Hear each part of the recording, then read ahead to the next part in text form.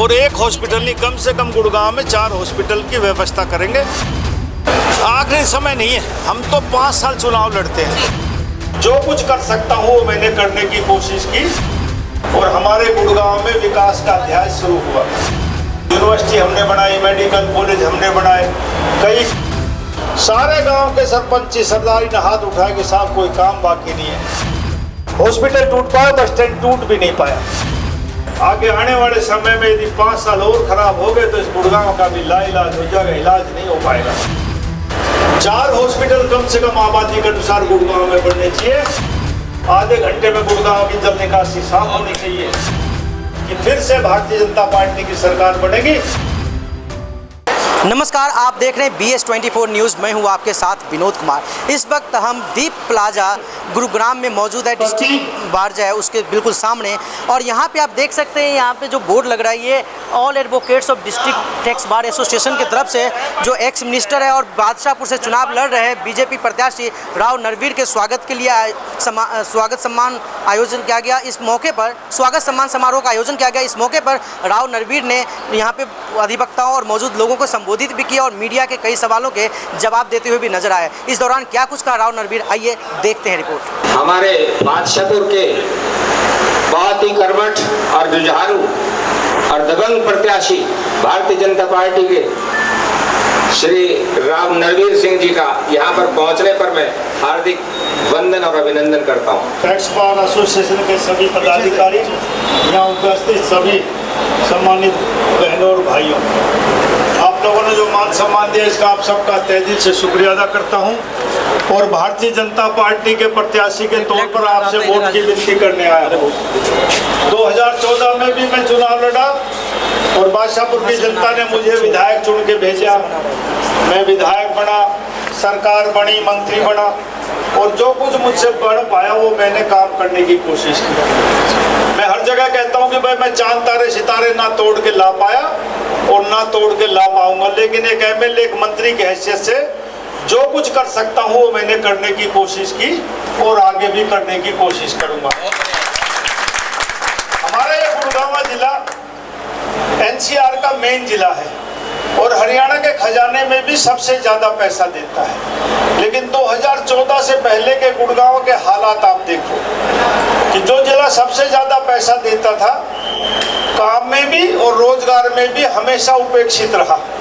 सब पार्टियों की सरकार इस प्रदेश में रही, लेकिन गुड़गांव में उतना विकास का काम नहीं हुआ जितना होना चाहिए था। लेकिन भाजपा की सरकार बनने के बाद सबका साथ सबके विकास की तर्ज पर काम हुआ और हमारे गुड़गांव में विकास का अध्याय शुरू हुआ। यूनिवर्सिटी हमने बनाई, मेडिकल कॉलेज हमने बनाए, कई कॉलेज बनाए, दुनिया का सबसे महंगा रोड द्वारका एक्सप्रेसवे हमने बनाया, बादशाहपुर एलिवेटेड हमने बनाया, हीरो होंडा चौक, राजीव चौक, इफ्को चौक, सिग्नेचर टावर, महाराणा प्रताप, अतुल कटारिया चौक और सारे रेलवे के फ्लाईओवर हमने बनाए। गांव के भी बहुत विकास के काम किए और मैं कह सकता हूं कि 2019 के चुनाव से पहले 4-5 महीना पहले मैंने सभी पंचायत के प्रतिनिधि, सरपंच, पंच बुलाए और मैंने कहा भाई कोई गांव में काम है तो करवा लो, फिर आचार संहिता लग जाएगी। सारे गांव के सरपंच सरदारी ने हाथ उठाए कि साहब कोई काम बाकी नहीं है। ऐसी सरकार और आपको कहा मिलेगी। साथियों, मेरा तो सौभाग्य रहा, मैं 3 बार MLA बना, 3 बार मंत्री बना। मैं तो 1987 में मंत्री बना, 1991 में मैं एक्स मिनिस्टर हो गया। 3 बार बना, कोई नहीं लिखेगा राव नरवीर सिंह वेलकम लिखेगा, एक्स मिनिस्टर लिख देगा, लेकिन कोई ये नहीं लिखेगा 3 बार, 1 बार और बन जाऊंगा, कोई नहीं लिखेगा 4 बार बन गया, सब एक्स मिनिस्टर लिखेंगे। अब के जो चुनाव लड़ रहा हूँ वो इसलिए लड़ रहा हूँ कि गुड़गांव की दिशा और दशा बदलने का चुनाव है। मैंने भी इस धरती माँ पे जन्म लिया है तो कुछ धरती माता के लिए भी इस करके जाए, इस गुड़गांव का भला करना है। साथियों, 2019 के बाद भाजपा की सरकार ना बन करके 2 दलों की सरकार बन गई, बीजेपी और जेजेपी की, और साझेदारी का काम में जैसे चलता वैसे ये सरकार चली और गुड़गांव की अनदेखी हुई। मुझे कहने में संकोच नहीं, मेरी पार्टी की भी सरकार थी, हिस्सा था हमारा, सरकार हमारी थी, लेकिन गुड़गांव में कोई एक आदमी बताए कि एक पत्थर लगाया हो तो इन 5 सालों में। आपका जस्टिस ऑफ टावर मेरे समय में शुरू हुआ, हमने PWD रेस्ट हाउस भी शुरू किया, वो 18 महीने में बन के तैयार होगा, आज तक आपका बन के तैयार नहीं हुआ। यदि नरवीर सिंह एमएलए मंत्री होता तो कितने साल पहले शुरू हो जाता, सोचो। गुड़गांव का मैं डिमोलेशन का ऑर्डर करके गया, सिविल हॉस्पिटल का, बस स्टैंड का, 5 साल में सिर्फ बस स्टैंड टूट पाया, हॉस्पिटल टूट पाया, बस स्टैंड टूट भी नहीं पाया, कोई काम नहीं हुआ गुड़गांव में। क्योंकि जो एमएलए यहाँ से बना वो निर्दलीय बना, और जो एमएलए गुड़गांव में बने सारे के सारे पहली बार बने।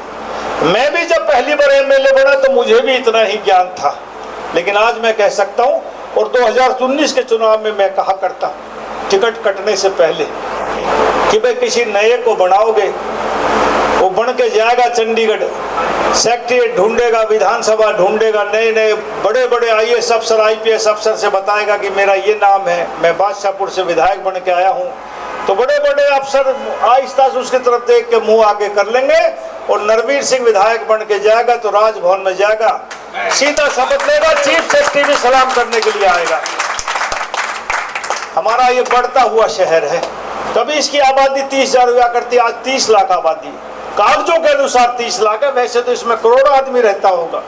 एक एक गांव में 2-2, 3-3 लाख किराएदार रहते हैं यहाँ। बढ़ते हुए मैं एक बात और कहता हूँ कि यदि आदमी के शरीर में बीमारी लग जाए और उसका समय पे इलाज ना हो तो वो लाइलाज हो जाती है। इसी तरह बढ़ते हुए शहर में बढ़ती हुई समस्याएं, और इन समस्याओं का समाधान समय पे नहीं हुआ तो ये भी लाइलाज हो जाएगी। हमारे 5 साल सरकार के खराब हो गए इस गुड़गांव के लिए, आगे आने वाले समय में यदि 5 साल और खराब हो गए तो इस गुड़गांव का भी लाइलाज हो जाएगा, इलाज नहीं हो पाएगा।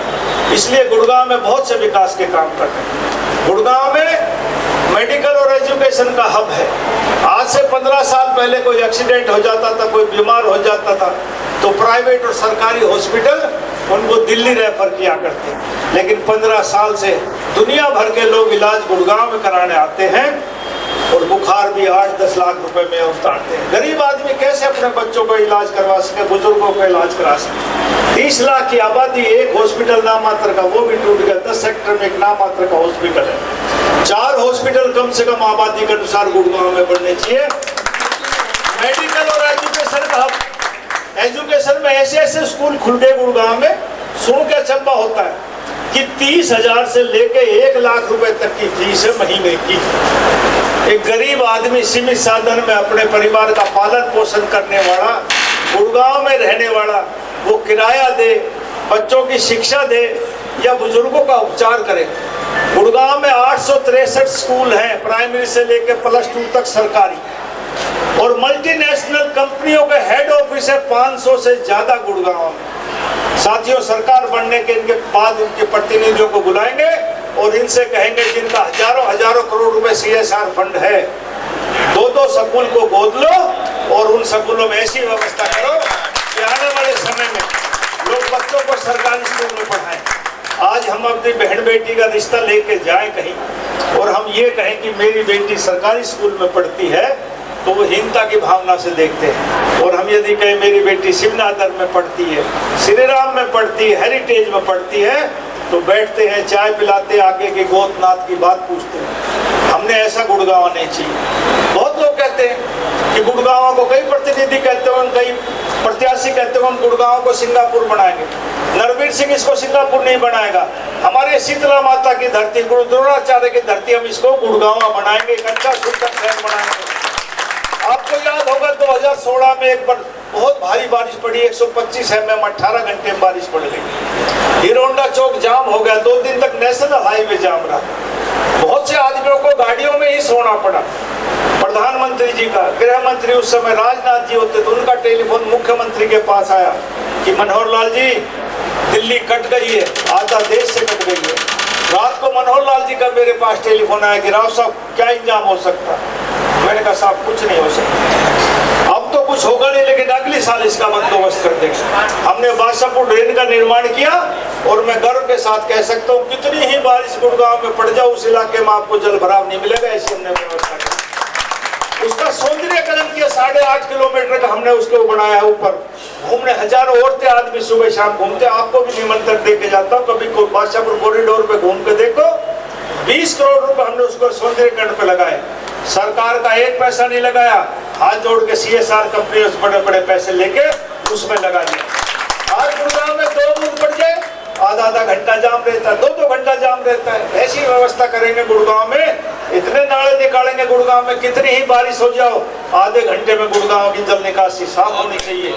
गुड़गांव में 18-20 अंडरपास फ्लाईओवर बनने चाहिए ताकि सुगमता से हम रोजमर्रा भी आराम से जा सके। इस गुड़गांव को अच्छा शहर बनाना है। लेकिन एक निवेदन करता हूँ, 2-4 वोट कम दुआ देना मेरी, लेकिन मेरे कहने से 2 काम करता। मैं 10 साल से सुनता आ रहा हूँ कि हिंदुस्तान में एक स्वच्छ शहर है तो वो इंदौर है। आखिर क्यों? कोई भगवान तो नहीं रहते, हम जैसे इंसान रहते हैं, लेकिन सारा काम सरकार नहीं करती होगी, वहाँ के आदमी भी जागरूक होंगे। इस सफाई अभियान में, इस स्वच्छ अभियान में आप लोगों का भी सहयोग चाहिए। 2 काम कर दो आप। एक तो ये पॉलीथीन का इस्तेमाल बैन कर दो। साथियों, सरकार की तरफ से बिकना और बनना बैन है, लेकिन सबसे ज्यादा मात्रा में ये पॉलीथीन बिकता है। इसका नुकसान बताता हूँ। आप इसको एक जलाना, एक कागज को, एक पॉलीथीन को, इसका इतना कड़ा धुआं निकलता है, वो वायुमंडल में घूमता है। दूसरा, हम नहीं जलाएंगे तो इसका कूड़ा करकट, पुरानी सब्जी डाल के इसको गांठ मार के डाल देंगे, कहीं जाएगा सीवर में पड़ेगा, सीवर चौक होगा।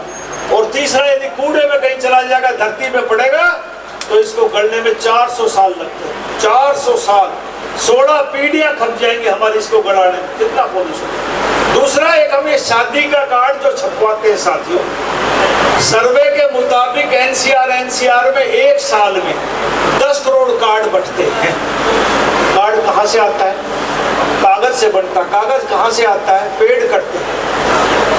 आज भी यदि हमारे दुख की घड़ी आ जाए तो हम क्या करते हैं? वो कार्ड नहीं भेजते, हम टेलीफोन मैसेज देते हैं और सारे सगे संबंधी रिश्तेदार हमारे आ जाते हैं। तो जब दुख की घड़ी में आ सकते हैं तो सुख की घड़ी में क्यों नहीं?